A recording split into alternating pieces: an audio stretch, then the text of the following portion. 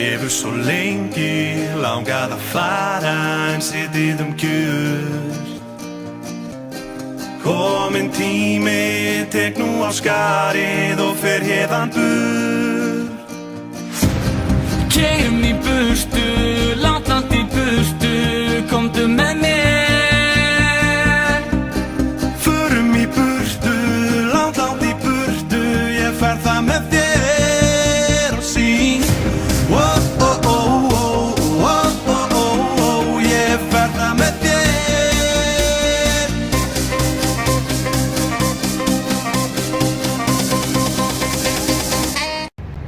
Привет, Ísland, jak sprawi? Velkomin til Kiev, höfuðborg Úkraínu. Í þessari ferð munum við svipast aðeins fyrir mannlíf og sögu og menningu í þessari æsispennandi borg og þessu æsispennandi landi og þar á meðal kíkja aðeins inn á uppistandslífið í þessari borg. Við munum reynda líka fara til Tjernobyl, kjarnorkuverið sem árið 1986 enda á því að springa og sendi geislavirkni yfir alla Evrópu. Þar sem ekki boðið upp á beint flug á milli Keflavíkur og Úkraínu þurfti ég fyrst að millilenda í Frankfurt. Þar gat ég hins vegar tekið flugvél sem ferjaði mig beint yfir til Kiev og gat ég þá fyrst byrjað að kynnast þessu dularfulla landi. Þar sem við fáum flestar upplýsingar okkar umheiminn frá netinu og fréttamiðlum þá staðreyndin því miður sú að ef þú spyrir hinn almenna Íslending hvað það fyrsta sem þið dettur í hug þegar minnst á Úkraínu þá það örugglega þetta.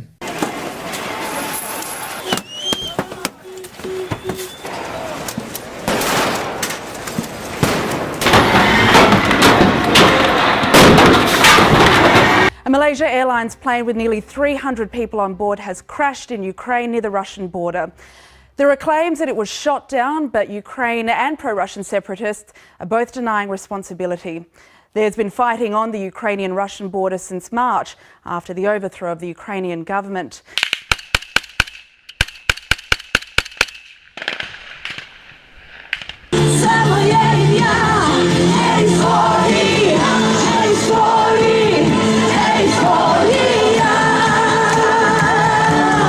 Þó að ekkert af þessu sé vissulega rangt, þá þetta ekki besti leiðarvísi til að útskýra þetta stórfengna land. Úkraína þjóð með langa og ríka sögu og menningu.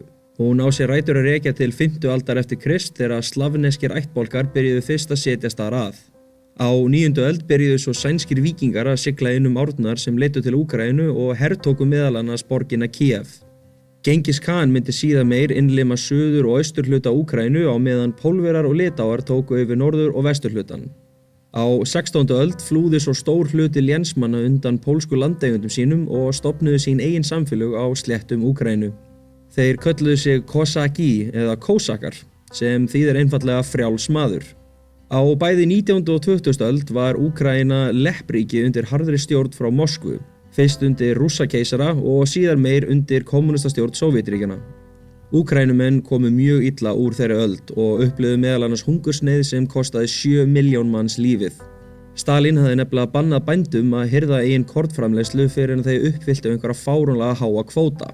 Þar sem það var ekki gerlegt hirtu hermenn einfallega framleiðsluna og skildu bændur svo eftir til að svelta. Eftir seinni heimsstyrjöldina ákvað Stalin að taka svo af lífi alla þá sem hann grunaði að hafa unnið með Þjóðverjum og myndu margir í Úkraínu deyja í þeirri herferð. Þegar Sovétríkin hrundu árið 1991 öðlaðist Úkraína loksins sjálfstæði en skiptingin frá kommunisma yfir í kapitalisma var mjög erfið. En eftir áralanga verðbólgur og kreppur fór efnahagur landsins loksins að skána. Pólitísk bylting myndi síðan eiga sér stað árið 2004 þegar Viktor Janukovych sigraði í forsetakosningum sem margir töldu hann hafa stolið. Andstæðingur Viktor Janukovych var Viktor Yushchenko og héldu stuðningsmenn hans 10 daga mótmæli sem myndir síðar öðlast nafnið appelsínubyltingin. Yushchenko komst svo til valda eftir endurtalningu og sat við stjórn í 5 ár. Viktor Janukovych komst hins vegar aftur til valda árið 2010 og myndi þjóðin hans klofna í tvennt þegar hann ákvað skyndilega í nóvember 2013 að fresta viðræðum við Evrópusambandið og kjósa í stað meiri tengsl við Rússland. Þar sem meiri hluti þeirra íbúa hér í Kiev voru hliðhollar í Evrópu, voru það mjög mikil vonbrigði á þeim tíma þegar forseti landsins Viktor Janukovych ákvað að færa landið nær Rússlandi og fjær Evrópu. Í rauninni hér ennþá á þessu torgi má sjá leifar af mótmælunum sem voru í kjölfarið þegar tugþúsundir manna mættu hér og mótmæltu aðgerðir ríkisstjórnarinnar. Meira þess að á gangstéttinni hér má ennþá sjá brotna múrsteina og það svona tilvarandi áminning eitthvað sem gæti jafnvel komið aftur. Pólitíska umhverfið í Úkraínu alltaf fullhlaðið og maður í raun aldrei langt frá næstu mótmælum. Meira að segja rétt fyrir utan hótelið mitt á mínum fyrsta degi kom ég auga á þessa kröfugöngu frá þjóðernissinnum sem kom víst í kjölfar þess að úkraínska þjóðkirkjan hafði aðskilst þeirri rússnesku fyrr daginn.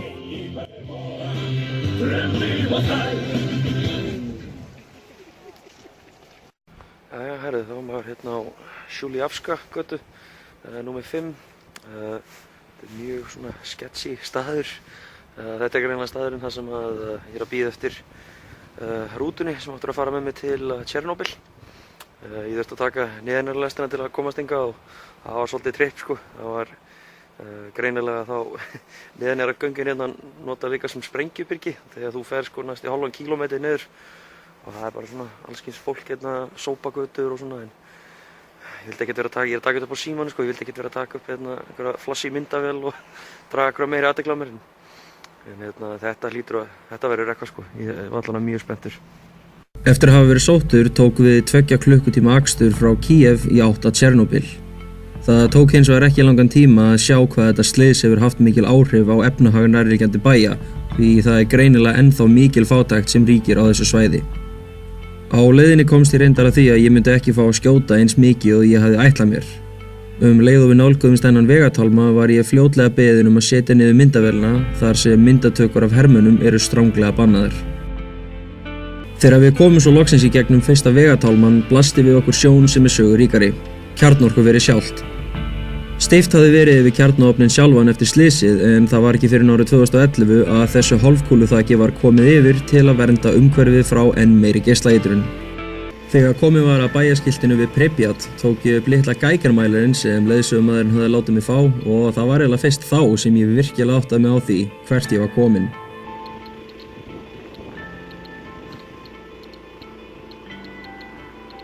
Shit, sko. En það greinilegt að áhættan við geislavirkni ekki endilega eitthvað sem hræðir alla og var leiðsögumaðurinn okkar Dennis einn af þeim.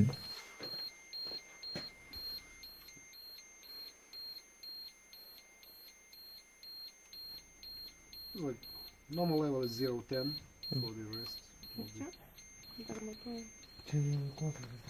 Like 200 times above normal.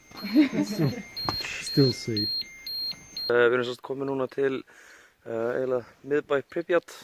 Fyrir aftan mig sjáum við hérna þetta fræga Parísarhjól sem alltaf notað á hverjum myndum sem verið að sýna til að tala Pripyat eða Tjernobyl. Þetta ótrúlegt að vera hérna. Maður veit að þetta draugabær, maður veit að þetta creepy svona í sínu fari en það bara að koma hingað þú getur ekki lýst í sko. Við vorum að fara á hérna gamla leikskóla. Það ennþá skilið eftir öll leikföngin og alla skólabækurnar og allt sem að börnin notuðu og svo gömul sundlaug þarna og það allt morandi í drasli þar og það hann þetta búinn að segja okkur, þú veist, ekki snerta neitt. Ekki setjast, það getur ennþá verið geislavirkni út allt. Ég náttúrulega komið með hérna góða búningi minn hérna til að reyna að vernda mig eins best ég get. En þetta magnað. Þetta eitthvað sem ég bjóst aldrei við á minni ef ég myndi einhvern tíma að sjá. Flestir í heiminum hafa heyrt Tjernobyl og vita að einhvers konar slys átti sér stað hérna. En þar sem flestir eru ekki kjarnorkusérfræðingar spáðir ef til vill voða lítið í því. En það kannski góð spurning. Hvað var það í rauninni sem gerðist hérna? There has been a nuclear accident in the Soviet Union and the Soviets have admitted that it happened. The Soviet version is this. One of the atomic reactors at the Chernobyl atomic power plant near the city of Kiev was damaged and there is speculation in Moscow that people were injured and may have died. Þann 27. apríl 1986 fór fram öryggistilraun við sovjerska kjarnorkuverið í Tjernobyl. Þessi hefðbundna tilraun hafði verið framkvæmd áður fyrr og var meginmarkmið hennar að athuga hvort túrbínur kjarnorkuversins gætu haldið áfram að dæla kælivökva ef rafmagnið myndi skyndilega slá út. Slysið sem myndi eiga sér stað við þetta kjarnorkuver byrjaði í raun mörgum árum á undan. Nýlega hafi verið birt leyniskjöl frá kommúnistaflokk Sovétríkjanna þar sem bent var á að frá árunum 1979 til 1986 höfðu yfirvöld margsinnis hundsað viðvaranir hönnunargalla á kjarnorkuveri Tjernobyl. Forstjóri kjarnorkuversins, Viktor Brjúkanov, vildi flýta fyrir byggingaraðgerðum á kjarnaofn 4 og koma honum í gang á undan áætlunum. Ef það stæðist myndi bæði hann og flokksmenn hans hagnast á verulegum bónusgreiðslum frá stjórnvöldum. Öryggi var ekki forgangsatriði. Tilraunin fór þannig fram að starfsmenn byrju á því að lækka orkuinntak versins niður í 25%, en í stað þess að haldast við þá prósentu hríðféll inntakið niður í 1%. Þegar reynt var síðan að hækka orkuinntakið á ný sveiflaðist það upp í 100% sem var til þess að neyðarkerfi kjarnorkuversins eyðilagðist. Kjarnaofn 4 fékk ekki lengur þá kælingu sem hann þurfti og breyttist í tikkandi tímasprengju. Á einu tímabili var gufan svo mikil að járnstangir sem sátu efst á ofninum og vógu 1,5 tonn á þyngd byrjuðu að skoppa upp og niður. Á endanum varð hitinn svo mikill að kjarnaofnin sjálfur sprakk undir álaginu. Sprengingin reif sig einnig í gegnum 1000 tonna þak og þegar súrefni byrjaði að leka inn í ofnin var risastór efnasprenging sem dreifði banvænni geislavirkni út í andrúmsloftið. Slysið við Tjernobyl myndi reynast versta kjarnorkuslys mannkynssögunnar. 31 létust í kjarnorkuveri sjálft og á næstu vikum, mánuðum og árum myndu fleiri þúsund manns deyja úr geislaeitrun. Dreifingin var svo víð að mælingar á Norðurlöndunum fóru meira að segja að finna fyrir hækkun á geislavirkni. Sú hefð stjórnvalda að hylja yfir slík slys og láta almenning ekki vita af hættuástandinu var ekki lengur gerleg. Spítalinn í nærliggjandi borginni Pripyat fylltist af íbúum sem kvörtuðu undan hausverkum, ælupestum og öðrum geislatengdum veikindum. Klukkan 2 á eftirmiðdegi þann 27. apríl, eða rúmlega 36 klukkustundum eftir að sprengingin átti sér stað, var öllum íbúum í Pripyat og nærliggjandi bæjum skipað að yfirgefa heimili sín. Þeir 53.000 íbúar sem fylltu rúturnar frá Kíev var sagt að brottflutningurinn myndi aðeins standa yfir í 3 daga. Enginn þeirra vissi að þau myndi aldrei sjá heimili sín á ný.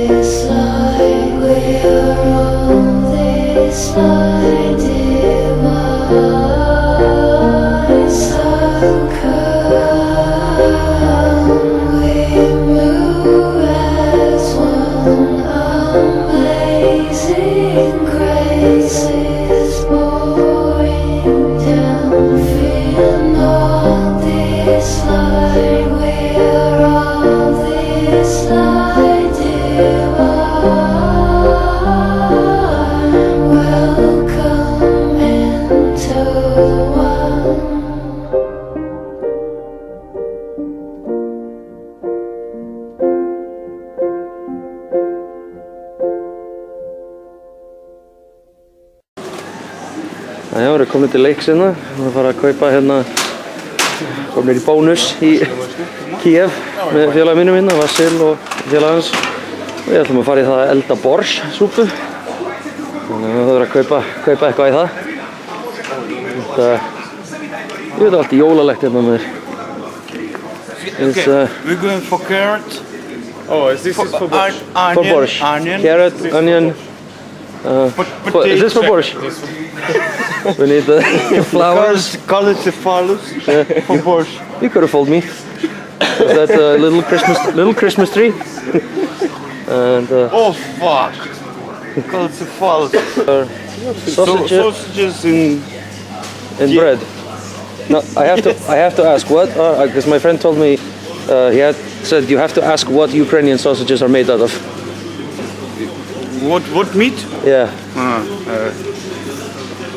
In this sausages, ingredients like pepper, paper. Okay, paper. Paper, some meat. Some meat. Yes. But mostly paper. Mostly paper and pink color. Pink. Color paint. Pink slime. Pink paint. Pink paint. Paint. Okay, pink paint, paper. Pink paper and some meat. And some meat. Yes. Oh, it sounds delicious. Alright, so we're getting some of the vegetables here. I'll just check in the price here. It says 1.97 hryvnia. That is 2, so þetta eru cirka 9 krónur. Það er nú bara ekki mjög slæmt verð. So, I figure, you know, we should probably have some Ukrainian vodka with Ukrainian food. What do you think about this vodka? Is it? I think this vodka not bad, but we can find better vodka for borscht. For borscht? For borscht we can find better vodka. So there are certain types of vodka for borscht? Yes. Oh. Let's see.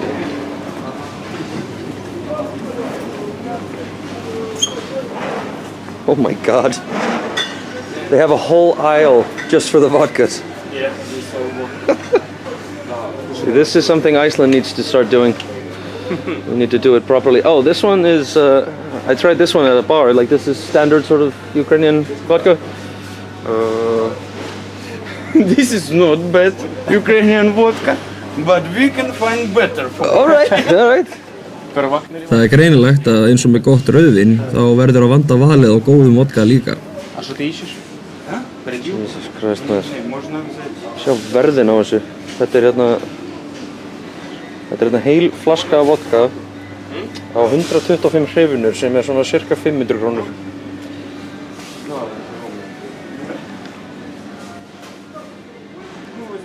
En á endanum finnst loksins rétti vodkin.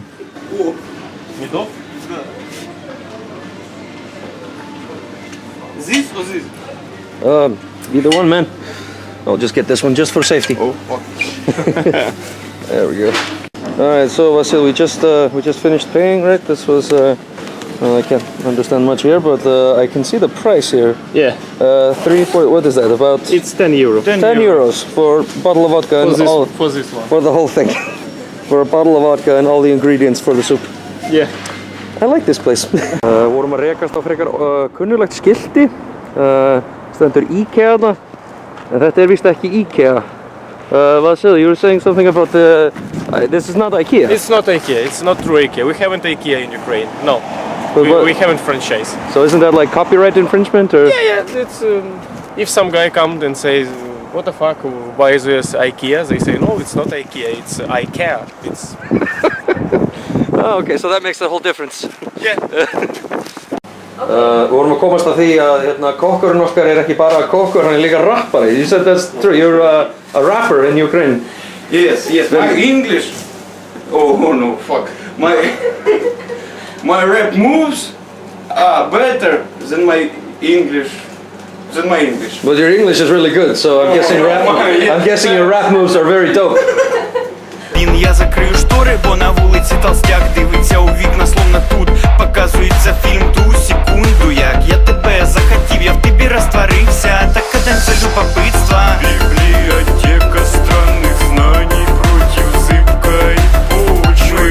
Изучаем мир вокруг, но эхо як из почвы. И отвратительнейший смех запаланы в пространство. Я так пытался сохранить цей мир, но потом я сдался. It's only something that we give to tourists. It's only for tourists? Yeah. So it's the brennivin and the shark is just, well, we eat it once a year. It's called þorrablót. It's like party. It's when we eat traditional Icelandic food, which is very sour and very bad. You know. But we tell all the tourists who come to Iceland that this is very traditional Icelandic food. And It's prank. so yeah, it's a very good prank. Yeah, I think that in every country must be one minus. Of course, It's your shark. there have to be, yes. It's not much people in Iceland, but a lot of ships. Yeah, and when you take a car by rent, the owner of the cars says that if you kill a ship on the road by your car or by your hands, or by a knife or by a leg, it's how you like. Yeah, you must to put 500 euros to parliament, to your government in Iceland, and you must to take the ship and to find the owner of the ship. It's only one minus of. It's what the fucking Viking. What the Vikings ate, a long time ago. Oh, I have a shark. I must to put it in the ground. The idea is very crazy because back in the day they had to pee on the shark. Oh. Because the ammonia from the pee would kill off the germs and everything. Really? And I always think to myself, who came up with this idea? You know, who was the first guy who said, you know, the shark is very bad, it kills you, have we tried peeing on it? What happened? And then I will test it. Yes. The days are very long in Iceland in summer. That's why it's 2 o'clock of the night and you stop the car. On the road is dead sheep. It must have been some very kind of pervert guy. Let's pee. Test it. Well, they must have tried everything before. Like, no, it doesn't work to beat it or boil it, no. Have we tried peeing on it? Yeah, they pee on potato, on tomato, test it, it's not very good. No, just add On shark. add some flavor to it, you know. Það breytir litlu hvort þú spyrð heimamenn eða ferð á TripAdvisor. Ein staðreynd ríkir æðri öllum. Og það að engin ferð til Úkraínu væri fullkomin án þess að gæða sér á hinum geysivinsæla súpuréttara borscht. Margir hafa örugglega heyrt minnst á þessa súpu einhvern tímann á ævinni, en í þessum hluta heimsins hún bæjarins bestu á sterum. Borscht sannkallaður þjóðaréttur, ekki bara hér í Úkraínu heldur í mörgum öðrum löndum í Austur- og Mið-Evrópu. Hún oft búin til á mismunandi hátt eftir svæðum, en það rauðrófan sem uppistaðan í öllum uppskriftum. Á sama hátt og við Íslendingar leyfum engum túrista að yfirgefa landið án þess að hafa smakkað íslenska kjötsúpu, þá Úkraínumenn ekki öðruvísi þegar kemur að súpunni þeirra. Borscht hefur verið elduð á þessum slóðum í aldaraðir og benda margir á að hún hafi verið lykillinn á því að lengja líf margra á tímum þegar meðalaldurinn var ekkert sérstaklega það hár. Hún þróaðist fyrst úr því að vera soðin upp úr súrsuðum stilkum, laufum og umbýrum. En með tímanum þróaðist hún út í það að vera nokkurs konar tartarsúpa sem á endanum breyttist í þessa litríku kjötsúpu með soðnum kartöflum. Fyrir þá sem vilja gera sér svona súpu þá þetta hráefnin sem þú munt þurfa. 1 lauk, 1 matskeið af olíu, 1 lítur af vatni, kjötkraft, 1 lítið hvítkálshöfuð saxað, 4-5 kartöflur, 1 stór gulrót, 4-5 rauðrófur, 1 lárviðarlauf, 2 matskeiðir af tómatmauk, 3-4 hvítlauksrif söxuð, salt, sýrðan rjóma og að sjálfsögðu svínakjöt. Fyrst kjötið steikt á pönnu, síðan það hent út í pottinn með kartöflum og meðan allt að sjóða rauðrófan skorinn niður í bita og þeim bitum síðan hent út á pönnu sem fer svo líka ofan í pottinn, ásamt hvítkálinu, gulrótunum, lauknum og öllu öðru því sem þú vilt hafa með. Eftir smá tíma byrjar hún að sjóða og á endanum þessi girnilega súpa tilbúin til neyslu.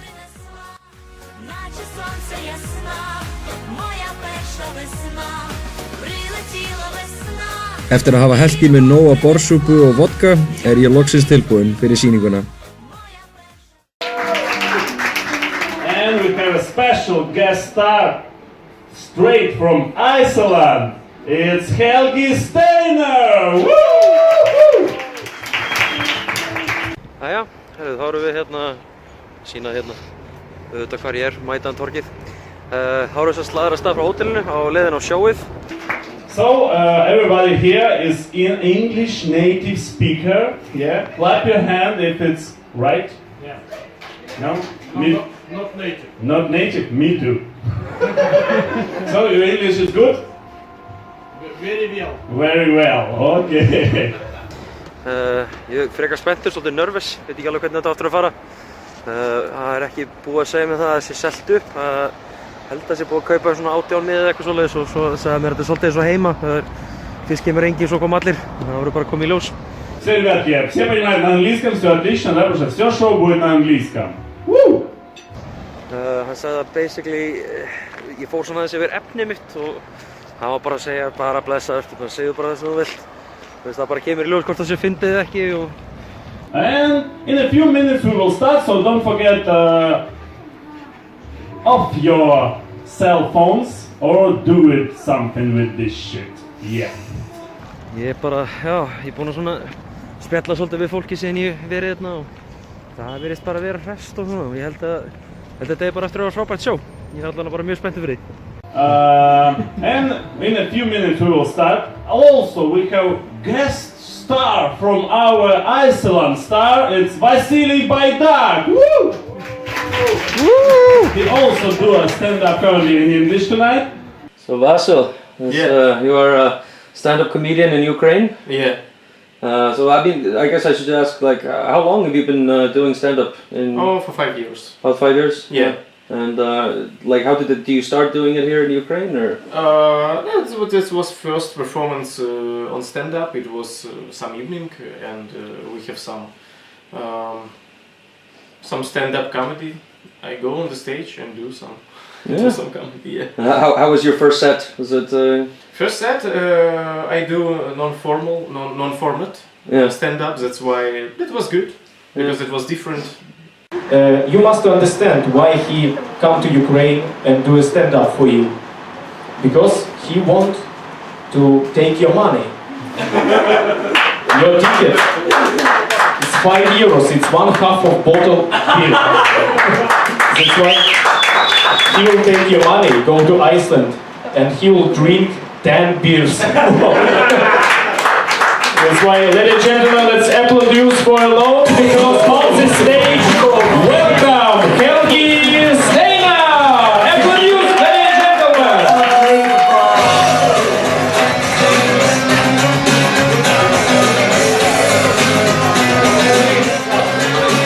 Alright!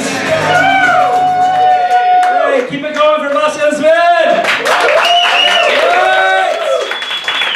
Привет, Украина! Добре! Let's see if I can get this right. Дякую, що прийшли. There we go. Thank you. Yeah, I pronounced that right? Yeah. Good. I wanted to get a little bit of Ukrainian, down before I came here. Also I was coming to Ukraine, so I wanted to get a little bit of Russian, just in case. Не стрелять в меня, я турист. Yeah. Boy, did I choose the perfect time to visit you guys, huh? Oh, boy! It's funny, like, when me and Vasil, we first booked the show back in September, like, I had all these jokes ready about, like, oh my god, I'm coming to Ukraine in December, it's gonna be cold.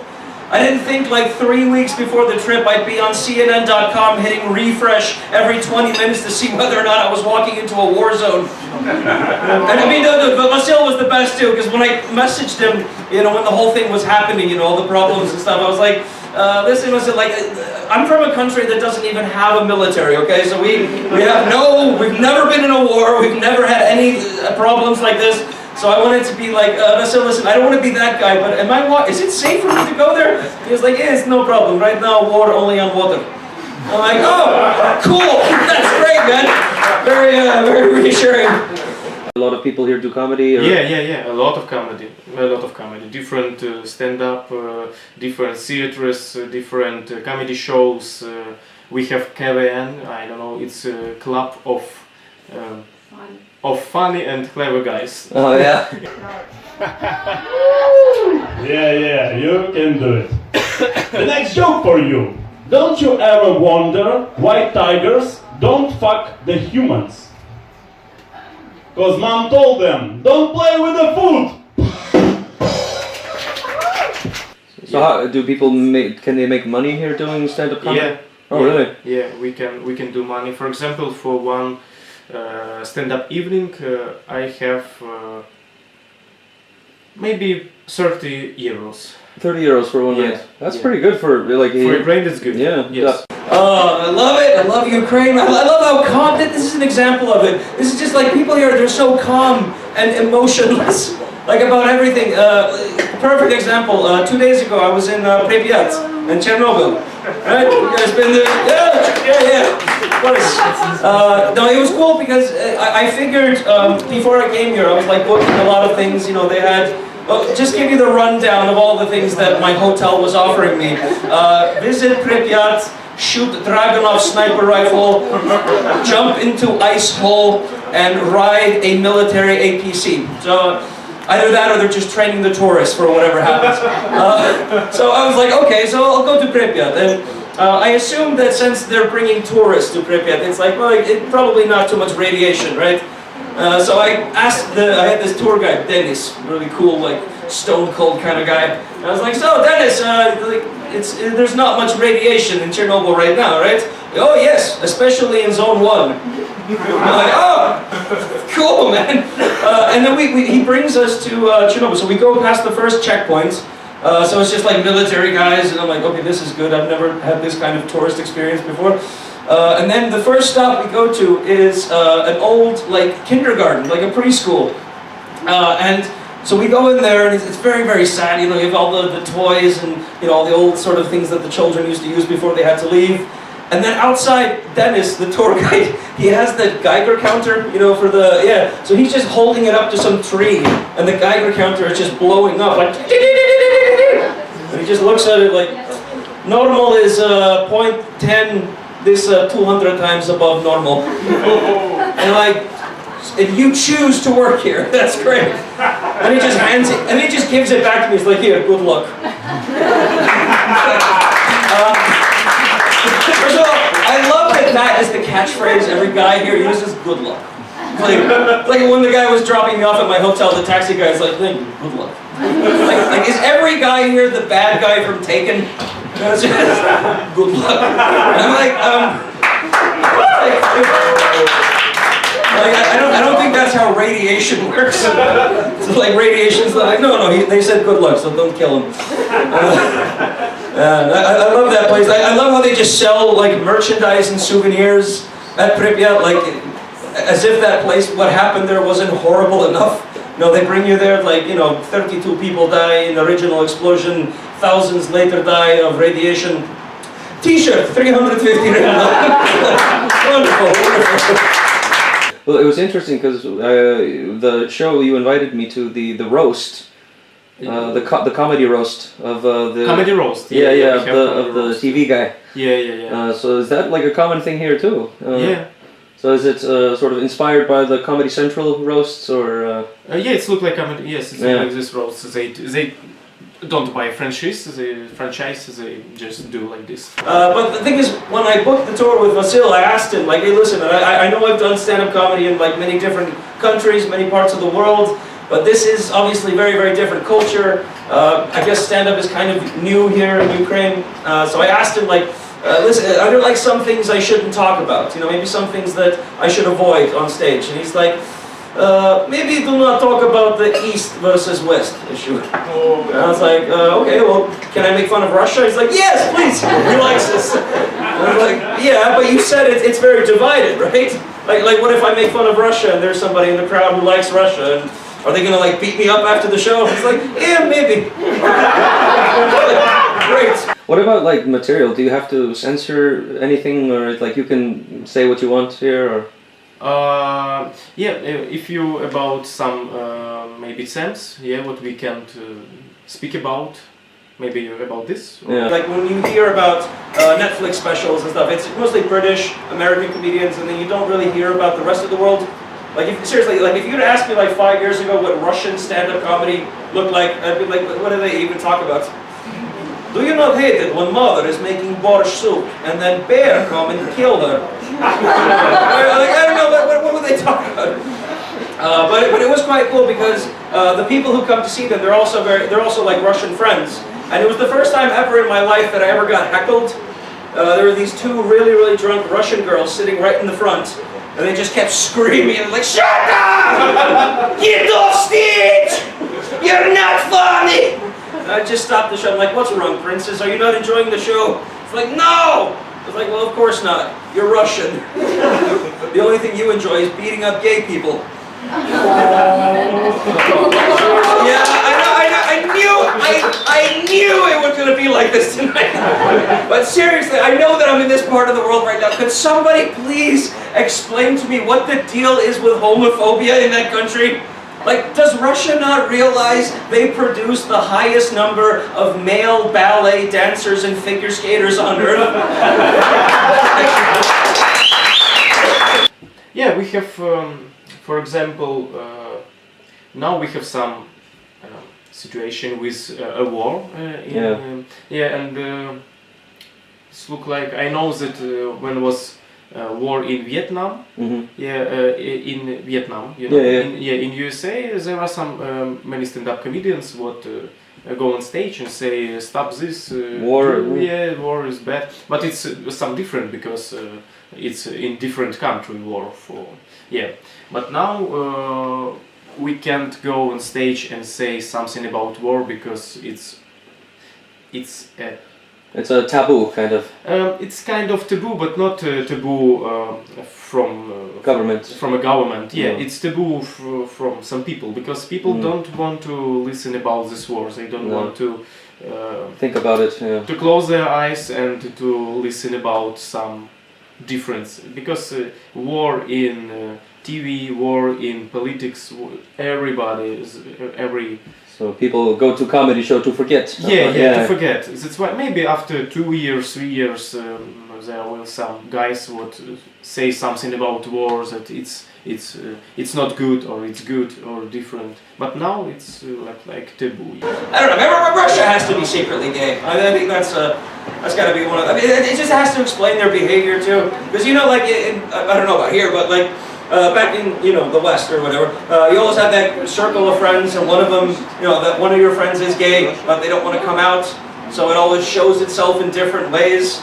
I think about Russia, like for example, they love ballet. They hate gay people, but they love parades. Just rows of men in uniform marching down the streets and very big, long sort of missiles next to them.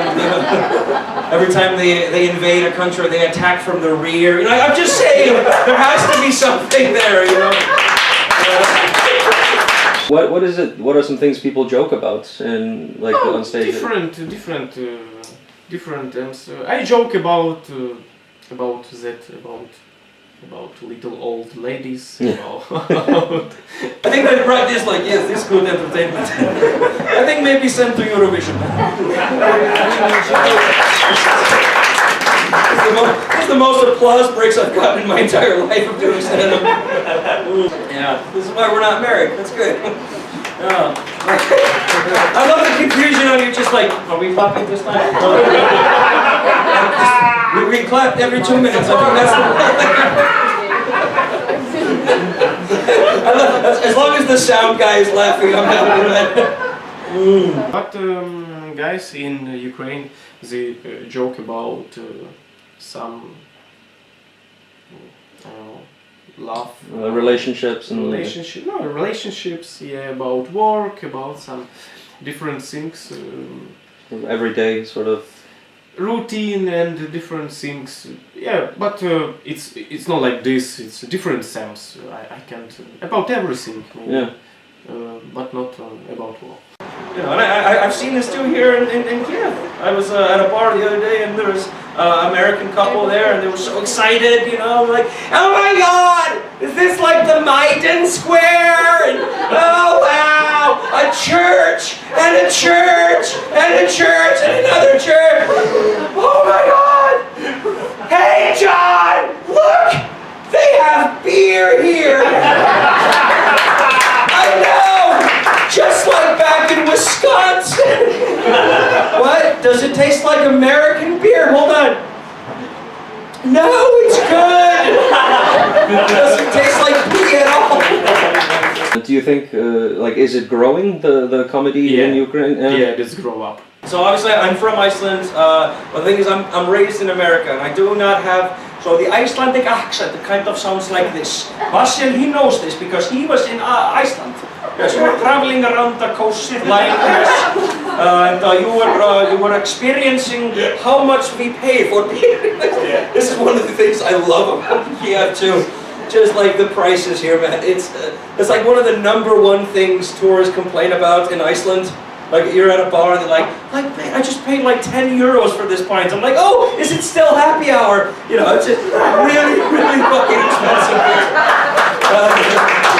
Some shows was maybe 2 years ago, some show in TV, but they are not very good. Oh, okay. That's why if the show of stand-up is not very good on TV, that's why if I they do some show, I have some pilot and go to the channel, I say, look, it's stand-up, it's very good. They say, oh no, 2 years ago was bad stand-up, that's why stand-up is not very good.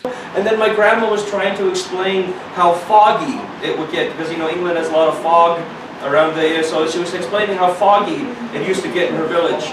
And she was saying, but she has the thickest Icelandic accent I've ever heard. So she was going, yes, I lived in this one village in England, it was so beautiful, but there's so much fog. You wake up, you look out the window, it's just fog everywhere. You go to sleep, it's still fog. So much fog in England. My girlfriend is leaning, was like, sorry babes, does she mean fog? Me and my dad are just laughing, we're like, no, she just really had fun in England. What about... boring. yeah, boring. It's without fuck. Oh, no swearing, no... No, not bad words, not some things what can be said for different nationals or for different people. Alright. That's why it's very light stand-up, and it was not very good. We sit down and he just starts the show like, Labas Vilnius, is Islandio stand-up comedian Helgi Steinar. Helgi, you are the comedian. Would you say that laughter is a good cure for tragic life? So what? I guess. Yes, but the Robin Williams, he makes the jokes, but he hanged himself to death. Like, what the fuck is going on here? Like, dude, it went on like this for an hour. Like, I swear that the only thing missing was like a little orphan girl standing in the corner playing the violin, just like one string left. Papa, can you hear me? It's like being interviewed by a Dostoevsky novel. It was insane. Now in Ukraine, in Kiev, stand-up growing up. In some different cities, it's look like one club for stand-up, but it's not very good. Because as soon as I get out of the bathroom, I just see two naked Australians. Like, it's white, like all around here. It's just like back and forth. And all of a sudden I hear, Roy Helgi, your fans are here! He opens the door, 6 Chinese prostitutes walk in. He's like, Roy mate, you're gonna do a show for us? Tell them to sit down on the bed! You're gonna do a show! And I'm like, oh fuck, what have I gotten myself into? And I'm like, hi ladies, because I'm the only one who can speak Chinese on the foreign side. So I'm like, hi, have a seat, My name is Helgi. I'm a stand-up comedian from Iceland. The look of confusion on their faces. Like, these are Chinese prostitutes. Like, God only knows what messed up things Western businessmen have told them to do. They were like, are we gonna die here? And I start doing my Chinese material, and they're like, yeah, we are gonna die. No, but the problem is, the Australians, they get very bored because they don't speak Chinese. So they just start sitting down next to the prostitutes and like, hello, come here. And this was their reaction from the prostitutes, like, oh, thank you, anything but this. So I realized to myself, I'm standing in a Sheraton 5-star hotel room in Shanghai doing stand-up comedy in Chinese for 2 coked-out Australians, 6 Chinese prostitutes who are 2 minutes away from having sex with each other. Well, you know what they say, ladies and gentlemen? The show must go on. I did my full 15 minutes right there, right in front of all. You must come to Ukraine, sure. You must do your comedy. And not only stand-up, you can come with your theater, with your improvisation, with your songs, different things. We have many cafe, restaurants who can give you a stage for everyone, for everything. Yeah. Og þar hafið þið það. Þannig hvort sem þú vilt koma til Úkraínu til að flytja sýningu, smakka góðan mat, upplifa nýja menningu eða bara eignast nýja vini, þá er þetta landið fyrir þig. Eitt get ég allavega fullvissað ykkur ég sko að fara að koma hingað aftur. Thank you guys so much. You've been amazing. Go stick around, all right? Thank you.